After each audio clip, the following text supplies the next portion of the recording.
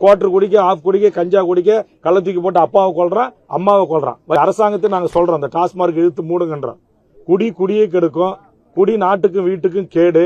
இது ஒவ்வொரு பாட்டிலையும் அச்சடிச்சு ஸ்டிக்கரை ஒட்டிட்டு, அப்புறம் தமிழ்நாடு அரசு டாஸ்மார்க்ல நீங்க விற்பனையை இன்க்ரீஸ் பண்றதுக்கு ஐஏஎஸ் படிச்ச, ஐபிஎஸ் படிச்ச அதிகாரியை கூட்டு ரெவி மீட்டிங் நடத்துறாங்க.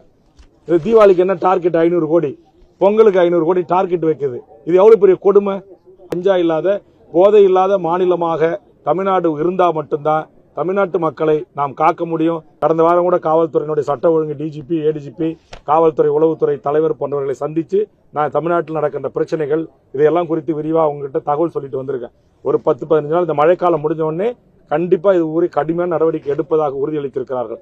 அப்படி அந்த காலவாசத்திற்குள் இதையெல்லாம் கைப்பற்றப்பட்டு நான் யார் எங்கெங்க விற்கிறான் பேர் பட்டியலோட கொடுத்திருக்கேன். அவர்கள் மீது நடவடிக்கை எடுக்கவில்லை என்று சொன்னால் தமிழக வாழ்வுரிமை கட்சி காவல்துறை துணையோடு விற்கிற அந்த அதிகாரிகள், அந்த சப்டிவிஷனுடைய டிஎஸ்பி, அந்த இன்ஸ்பெக்டர், சப் இன்ஸ்பெக்டர், அந்த டிஸ்ட்ரிக்டோட எஸ்பி போன்ற சென்னை, நம்முடைய சேலம் போன்ற மாநகர ஆணையர் போன்ற அலுவலகங்கள் முன்பாக எமது கட்சி இதற்காக என்று மிகப்பெரிய போராட்டங்களை முன்னெடுக்கும் என்பதை சேலத்தில் பத்திரிகை ஊடக நண்பர்கள் வாயிலாக நான் தெரிவிக்க விரும்புகிறேன்.